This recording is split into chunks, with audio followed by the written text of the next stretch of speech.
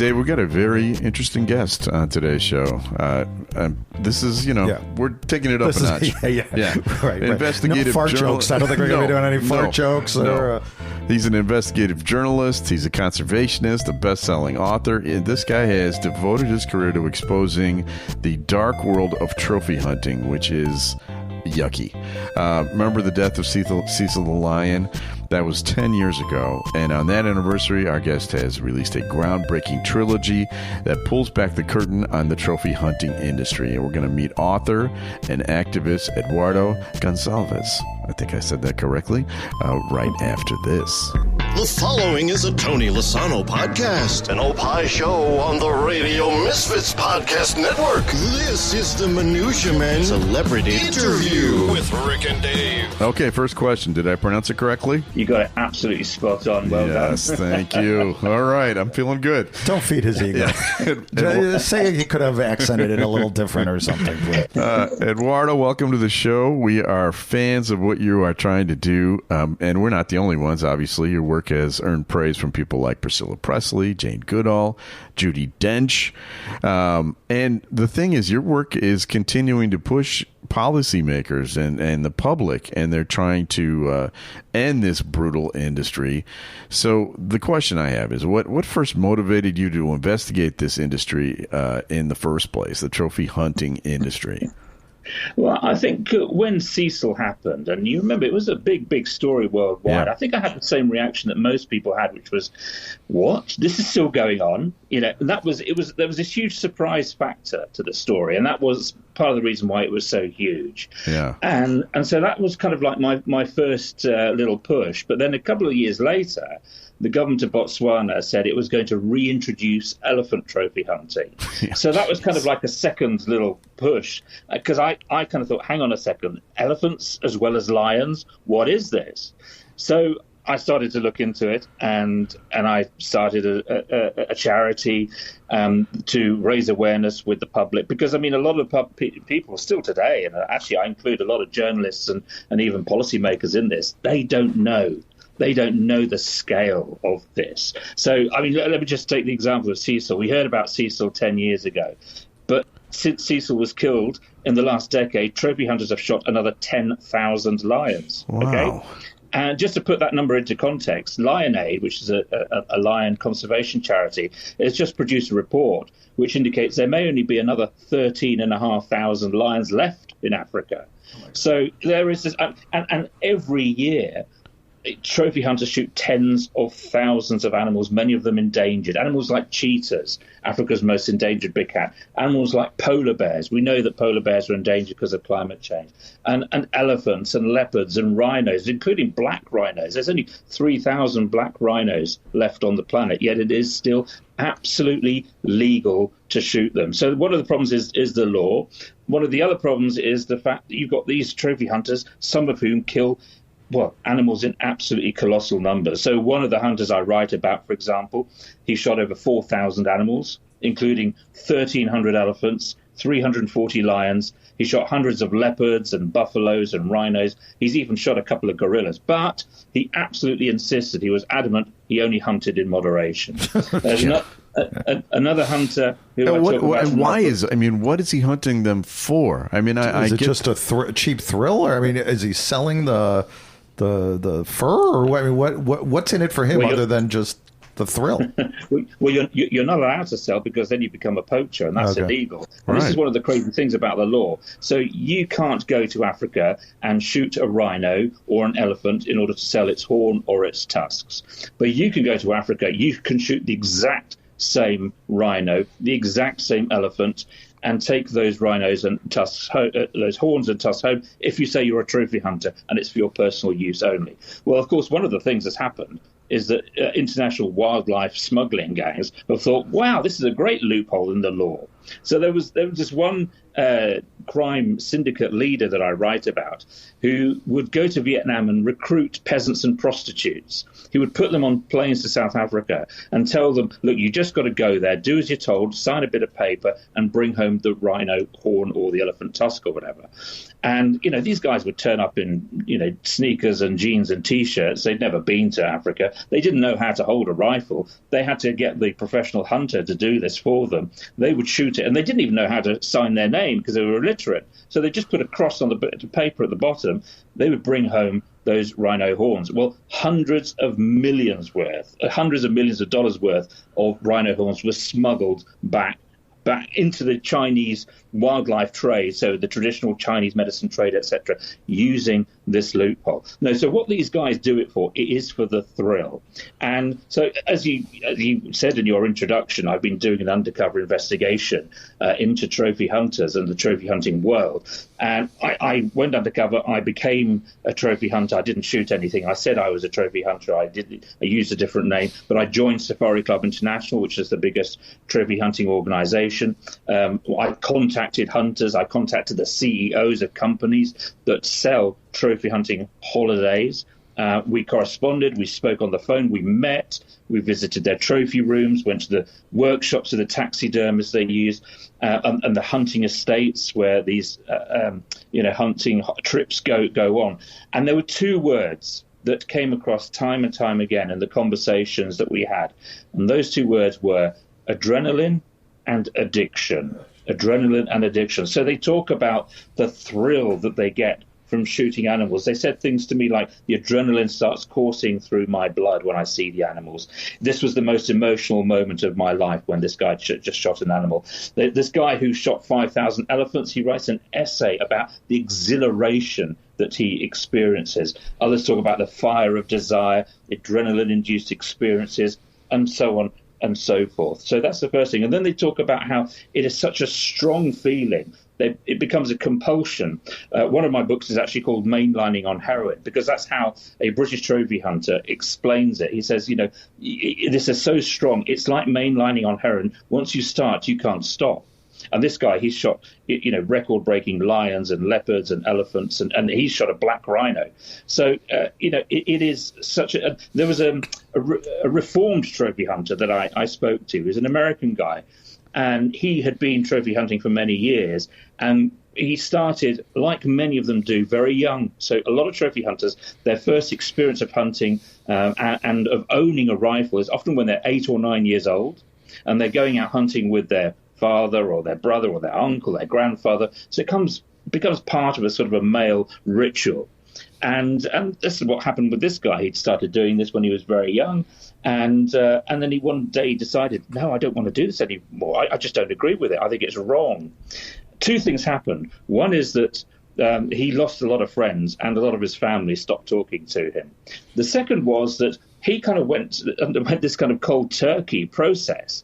So he would, for the next couple of years, when the hunting season started, he would get dressed up in all of his camo gear and go out into the woods. He wouldn't take a rifle, but he felt he had to do that. And it was just a kind of a way of weaning himself off. And eventually, after a couple of years, he no longer felt the need to do that. But it had been such a strong driving force in his personality, his relationships with other men. And there is this thing that the hunters keep talking about when they talk about the thrill of the kill. They get so excited about it. And it is a very powerful drug or, chemical-induced reaction. Has there been any scientific research about, like you had mentioned with the, I don't know anything, like the hypothalamus or whatever? I mean, what is it that, do you go into it all? But how does the brain chemistry react to this as to why it is an addiction? Have you... There are some psychologists that have tried looking at this, actually. There's in the US, you've got Dr. Mark Beekoff. In the UK, you've got Professor Jeff Beattie. Professor Jeff Beattie has done very interesting work with different and difficult groups. So he's, for example, interviewed terrorists and asked them about what motivates them and their values and so on. He's done the same with trophy hunters.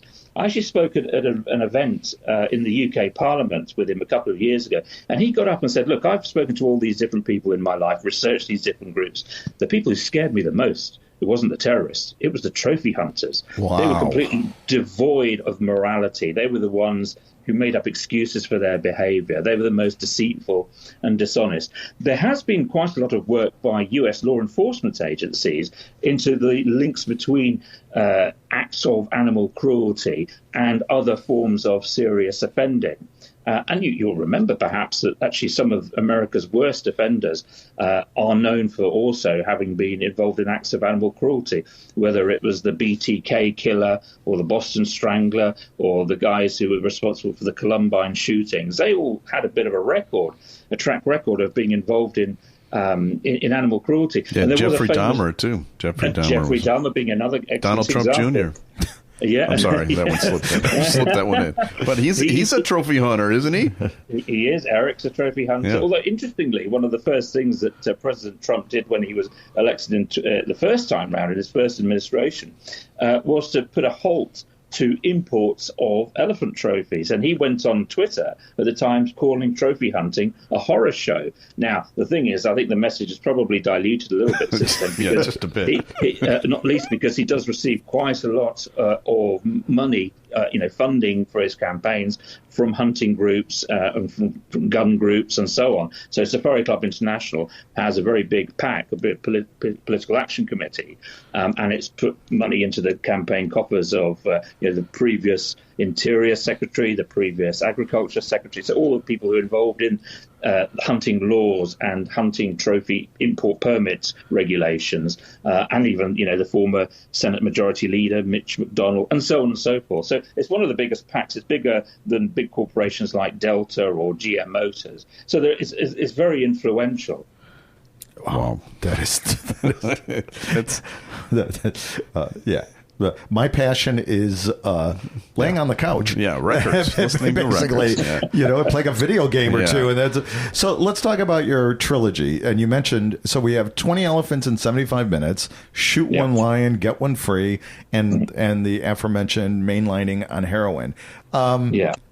You've talked about, certainly the most disturbing and surprising discovery, but talk a little bit about the trilogy, how these titles are connected.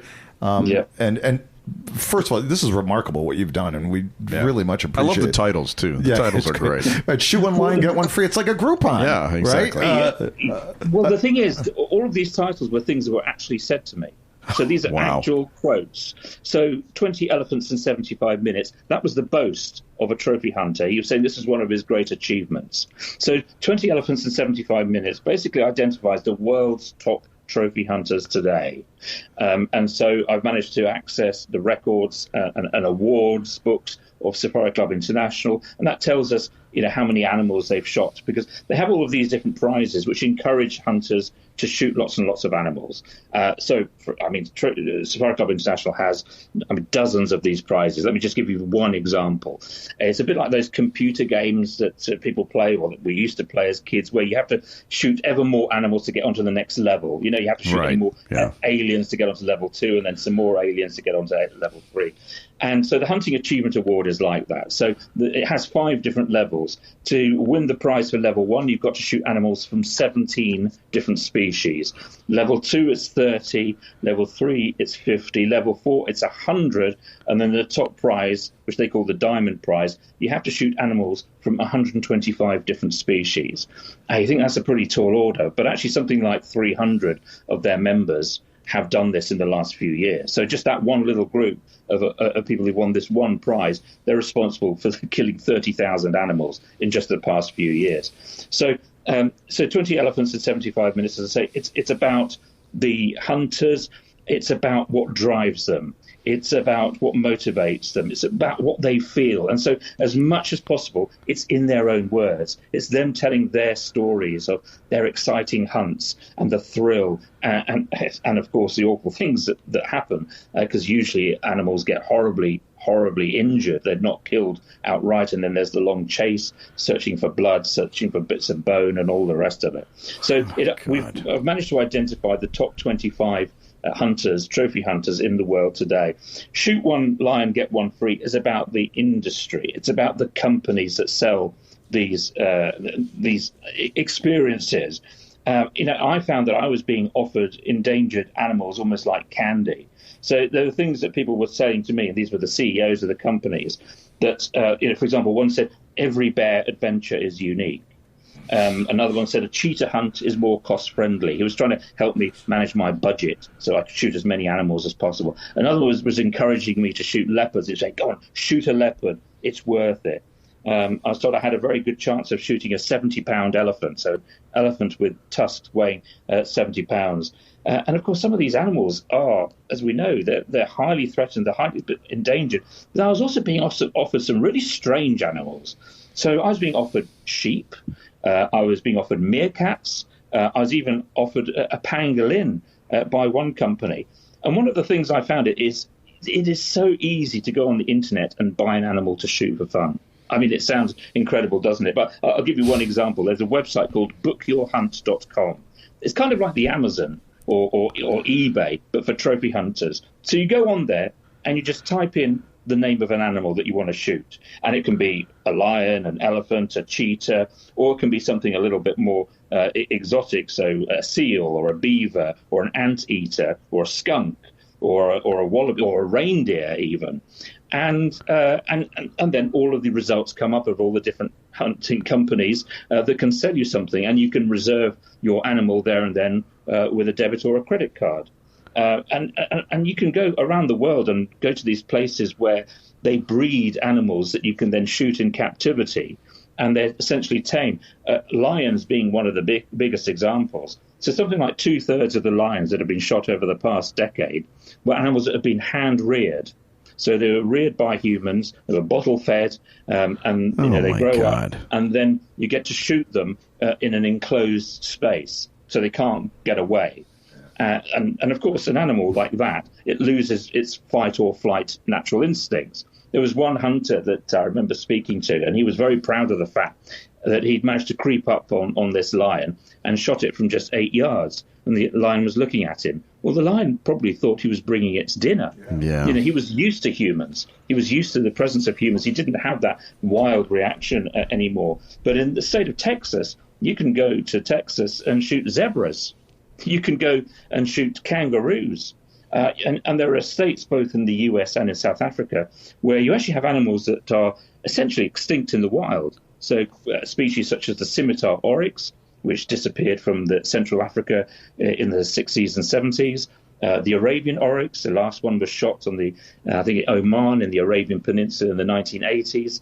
But they've managed to breed a few of them in captivity. So for that trophy hunter who has it all, they can go and get a really special trophy or something that technically doesn't exist on Earth. We actually did another investigation. Can I ask you, before you get into that, yeah. How much does something like that cost? I mean, how much are they charging people for stuff like that? Well, the interesting thing is that with Cannes lions, for example, it's actually made lion trophy hunting much more accessible. So these are cut price bargain deals. So traditionally, Walter Palmer, he was the Minnesota dentist who shot Cecil the Lion 10 years ago in Zimbabwe. And that was a wild lion hunt. And he paid something in the region of $54,000 to shoot Cecil. Oh, wow. But for you to go and shoot a Cannes lion, well, you can pay as little as $5,000, sometimes even less. So it is making trophy hunting accessible to the ordinary working man. That's the kind of way they try to market these things. But of course, the industry goes even further and comes up with different varieties of animals that don't exist naturally, and indeed different hybrids. So with this other investigation that we did, we were looking at how tigers were being bred in South Africa for trophy hunters to shoot. Now, of course, as I'm sure you know, tigers aren't from Africa. They come from India and Asia. But they were breeding these tigers, and not only ordinary tigers, they were breeding white tigers. They were breeding tabby tigers. They were also breeding white lions, and they were breeding ligers, which are a hybrid of tigers and lions. So you could go and, again, in an enclosed area, you could go and shoot one of these animals and take that trophy home and put it up on your wall, and you'd have something that none of your other competitors in the trophy hunting world have got. And it's an important point to make, because psychologists often refer to trophy hunting as a form of what they call costly signaling. It's a way of demonstrating your wealth, your prowess, your power. You know, you've shot all of these animals. That is one dimension of your power. But the other is, if you've got hundreds of animals in your home, on your walls and above the fireplace and all the rest of it, it's clear that you're extremely wealthy. Because let's say, take the example of Cecil the Lion. So Walter Palmer paid $54,000 to shoot him, but then he would have had to pay at least another $5,000 for the taxidermy. He would have had to pay a few $1,000s for the shipping costs back to the US. And then if you want to get your name into the awards books, which every trophy hunter does, then you've got to pay a few thousand to have your name listed or to receive the plaque or the statuette, etc. And if you then want to receive it at one of their Oscar night-style gala events, then again, you've got to pay for that. Or if you want to enter your lion into the record books, and there is a kind of Guinness Book of World Records for trophy hunters. It's called the Safari Club International Record Book. There's actually a few others as well. And so, for example, Steve Chancellor, who is a well-known high-profile donor to President Trump's campaigns, he has broken the world record for shooting the world's largest lions. He's currently got 2 of the 10 largest lions in the record book. He's also the current world record holder for shooting the largest leopard ever known to man. And so, to do all of that, you've got to have a lot of money. So this is another way, instead of having a fleet of Lamborghinis, this is another way of showing it off. Oh, my God. Right. What is the size of these people's penises? Yeah, exactly. That would be the first thing I would study. That's exactly. Yeah, that's right. Exactly. There is a lot of inadequacy. There's got to be. There's also a very worrying criminal streak. There was a notorious serial killer who would kidnap women, and he would bundle them into the trunk of his car, drive out into the middle of the forest, let her out, strip her off, strip her naked, and then say, run. And he would give her like a 10-minute head start, and then he would hunt her in exactly the same way that he would hunt the animals that he did as a trophy hunter. And, a lot of serial killers, they take trophies of their victims, whether it's an ear or a bracelet or some other bodily part or something like that. And there is a very worrying streak here. And that's why, law enforcement officials do often take very serious forms of animal cruelty, very seriously. Animal cruelty, for example, things like dogfighting, that's a grade A felony. That's a grade A felony.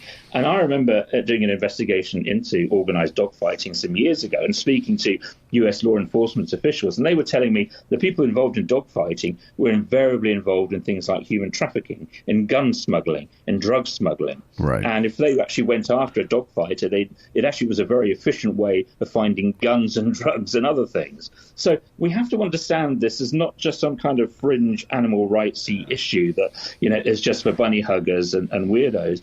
There are some big social questions here. These are people who, well, put it this way, I wouldn't want to have one as a neighbour, and I certainly wouldn't want my children to have any dealings with them, and I wouldn't trust them to look after my cat or my dog if I was away. Given the powerful economic and political interests involved in this, what strategies do you think are most effective in getting some policy changes on this to ban it or to regulate trophy hunting? Is it something that is even on the horizon? It's very interesting because, yes, they are extremely powerful. They have got a lot of money, and they've been able to do that or to use that power and influence and money largely to keep it quiet. You don't often see the CEO of Safari Club International penning an op-ed in the New York Times, right, or appearing on CNN or MSNBC. They don't. They stay in the shadows.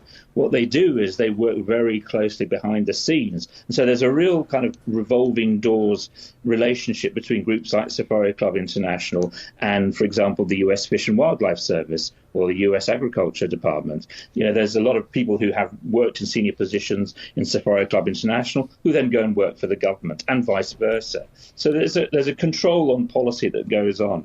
But what we need to remember is that the vast majority of people everywhere, and this includes the US, are absolutely opposed to trophy hunting. As soon as they're told about it or they're shown that it goes on, and the figures are almost identical everywhere in the world. So between 80 to 90% of people are opposed to trophy hunting in the US, in America, in Europe, in Southern Africa, where this goes on. And so, there is public opposition to it. There's media opposition to it. So, I mean, I've been running a campaign in the UK where we've been trying to persuade the government to take this on. And, newspapers ranging from The Times, which is, a kind of right-of-centre conservative broadsheet, to the Daily Mirror, which is a left-of-centre tabloid, they've been running campaigns as well, wanting to get a ban through. In fact, I was talking to a British journalist just earlier this afternoon, and I was telling him, we know that politicians of every single political party in the UK government, and there are lots, they all support this. Whether it's a left-wing party, a right-wing party, a centre party, or a nationalist party, they all have policy. There's only one member of parliament of one party that I don't know what their position is, and that's for a group called Traditional Unionist Voice. So it's a party that's never had representation in parliament before, and they have one member of parliament in Northern Ireland. Apart from that, I can tell you it was in the election manifesto of the Conservative Party at the election, in the Labour Party, in all of the Northern Ireland parties. It's the policy of the centrists, Liberal Democrats, and the nationalists in Scotland and Wales. We have complete consensus here. Complete consensus. And frankly, I don't know of any other issue, and I've been involved in government, I've worked as a journalist, I don't remember a single issue in all of my years that has commanded such consensus, whether it be with the public, whether it be with political parties, whether it be with media organisations. And so you absolutely asked the right question, was how the hell hasn't this been banned then? And the fact is, on the one hand, they like to keep these stories out of the news. They don't like stories like Cecil because it's bad publicity for them. So we don't know about the other 10,000 lions that have been shot since Cecil was killed a decade ago. They don't know about the tens of thousands of elephants and rhinos and giraffes and hippos, all the other animals that are shot every year. We don't hear about it. So they do that. And then the other way that they influence the system is by being enmeshed within it. They are in the center of, for example, the US government agencies. It's the same internationally, though. So you look at the influence, for example, that trophy hunting organizations have within CITES, which is the international body which supposedly protects wildlife from trade, and says very specifically things like Appendix 1 animals, so that's things like cheetahs and leopards, they must not be traded unless there is an exceptional circumstance. Very black and white words, and yet cheetah and leopard hunting goes on, and it's as if there's no restrictions on it whatsoever. What was it about Cecil that, this goes, what was it about that instance that made it viral? Or, was there something, I don't know, what was the tipping point that was the one? I think there was a few things, actually. Firstly, that he had a name. So he was part of this research project by the University of Oxford in England, and they've radio-collared a lot of the lions to try and find out what's actually happening to lions. Why are populations going down? And they are going down dramatically, because in the 1970s, it's estimated there were 200,000 lions in the wild. Now there's 13,500. That's a crash of over 90% in just 5 decades. Something's going on. And in fact, there's a lot of things going on. But when what this study actually found, the one that Cecil was part of, was that trophy hunting was the biggest killer of lions. It was the biggest single cause of lion mortality. So firstly, he had a name. Secondly, he was part of this research program by a prestigious university. He was a particularly photogenic lion. He had this very lustrous black mane. And he was very popular with the photo safari industry. So tourists would come and go on these jeeps, these buggies, and they would go and watch him. And Cecil kind of understood this, right? He knew that he was beautiful and a centre of attraction, so he would allow these vehicles to come pretty close to him, which of course then was part of the reason for his downfall, because Walter Palmer was able to shoot him at such close range. But he would allow the vehicles to come right up to him and take photos of him. It is almost as if he understood that he was a bit of a media star. He loved the attention. So he was very popular with local businesses because he was helping to bring in income. He was popular with local people, with the local communities, because, again, some of that income was going into the local population and to, helping build clinics and schools and all the rest of it. So, and the fact that this guy had flown all the way and he'd wanted to shoot it, not just with a rifle, but with a bow and arrow. Why? Because he wanted to win this special prize from Safari Club International, which is for people who shoot big game animals with just a novel weapon like a bow and arrow or a crossbow or a revolver, because you can get a special prize for shooting big game animals with a revolver. So he wanted to shoot this animal with a bow and arrow and win this special prize. And of course, what happened with Cecil was, in fact, happens with a lot of animals, because trophy hunters, they don't have to have any skill as a shooter. They're not marksmen, they're not snipers, they don't have to have any certification, they don't have to pass any tests. They can be anyone. Literally anyone can go and shoot a lion for fun. And so what tends to happen is they shoot from a long way away, because to protect their own safety, they've got a guy from the hunting company that keeps them. So it's shooting from a couple of 100 yards away. They're not a skilled shooter. They're counting on the animals staying absolutely still, which animals generally don't. They're hoping that there isn't going to be any breeze, because that might change the direction of the bullet. And, of course, the vast majority of US government agencies have proven this. The vast majority of animals shot by trophy hunters are not killed cleanly or quickly. They die very slow and painful deaths, and many escape. In other words, they escape, but they're injured, and then they die slow deaths of sepsis and shock under the bushes or whatever. And so Walter Palmer, he shot Cecil with a bow and arrow. He failed to kill it, even though he'd lured him with an elephant carcass, so an elephant that had been shot just a couple of days beforehand, had been used to bait Cecil out of the national park. He'd shot him at pretty close range, had failed to kill him, had wounded him, and he made a decision not to put him out of his misery with a rifle shot, because he wouldn't have then won this prize. It would have invalidated his claim. So what he did is he went back to camp. He said, I'm going to go back, have dinner, go to sleep. I'll come back in the morning. The lion will be dead, and so I'll be able to claim my prize. Well, he went back, and he had his dinner, had his sleep, came back the following morning, and Cecil had moved from where he'd been, and they couldn't actually see him, but they could hear him. He was under these bushes. He'd managed to sort of drag himself, and the reason they could hear him is because his lungs were filling with blood, and they could hear this awful rasping sound as he was struggling, as he was fighting for breath. And all of these details started coming through. And then, he was a dentist, and he had form. He suddenly pictures started appearing of him having shot bears and leopards, and again using a bow and arrow in some instances. And in fact, he'd been fined for an illegal hunt as well, et cetera, et cetera. So all of these kind of details came together. Firstly, we had a named lion. He was a beautiful lion. A lot of people had a stake in him. He was part of an international study. And then this was a guy that the details came out, and he was a pretty bad guy, so it seemed, and he had a name and a face. And all of these things came together. And as you know, working in the media, talking about an issue, you often need a story. And that story is about one individual. And Cecil became the story of trophy hunting. And still today, when you ask anyone about trophy hunting, what do they know about it? They say, oh, wasn't it that lion shot by that dentist? Yeah. That dentist, in Minneapolis, right? Minnesota. Was it Minnesota? Yeah, Minnesota, yeah. So, first of all, just keep up the good work thank you for everything you're putting doing the word here. out in this. But just a chance for you to tell people where your books can be found.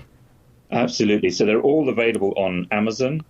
So that's 20 Elephants in 75 Minutes, Shoot One Lion, Get One Free, and Mainlining on Heroin. You can also get them directly from our website, so from the charity that I run, and that's bantrophyhunting.org. If you go to bantrophyhunting.org, there's a whole lot of information about trophy hunting, about us, the work that we do, and there's an opportunity to buy the books from there as well.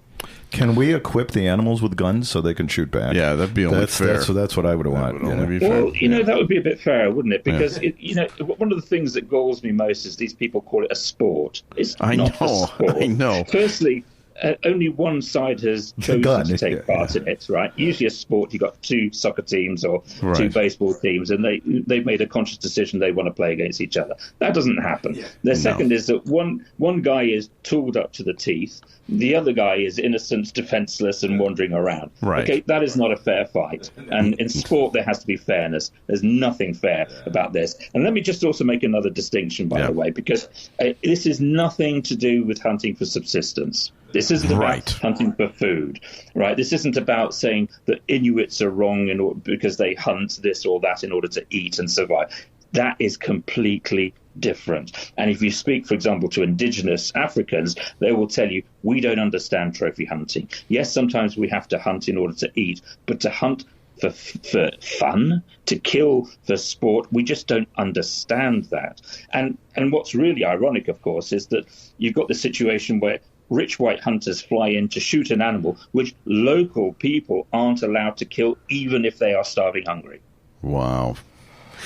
Well, geez, this has been an eye-opener. Yeah. We appreciate you taking some time and chatting with us, and we just say keep up the good work, and thanks very much for being on the show.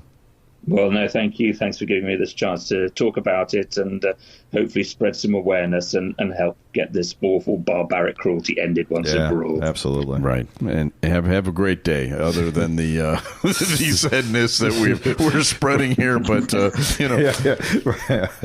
but no, again, thanks for everything you do on the show. Thank you. All right. Bye-bye. There he goes. That's Eduardo Goncalves. I got to go back to what I'm feeling guilty about? When you were over here the other day and I walked you out to the car and I you talked were mad about your chipmunks, right? That I wanted to shoot chipmunks. I feel a little bad about that now. Right. I'm going to give Wes the biggest belly rub he's ever gotten in about 40 minutes when I get home. Oh, boy. Well, we have people to thank. We need to thank Brandon Herman for scheduling this. We had him scheduled a couple weeks ago and it didn't work out because of probably my fault somehow. I think Harry Tynowitz passed away. Oh, that's what it was. Yeah, that's right. Anyway, it's we're happy that we finally had him on. So thanks, Brandon, for booking him. Thanks also to our executive producer, Tony Lasano with Opie Shows, and Ed Silla, our distributor, the Radio Misfits Podcast Network. Great Talk Radio isn't dead. It just moved to a better place, radiomisfits.com. And we'll be back again soon with another episode of Minutia Man Celebrity Interview. The proceeding was a presentation of the Radio Misfits Podcast Network. Find our other great shows on iTunes, Stitcher Radio, and at radiomisfits.com. Thank you. Thank you. Thank you. This has been a presentation of Opie Productions. Tony, can you shut up?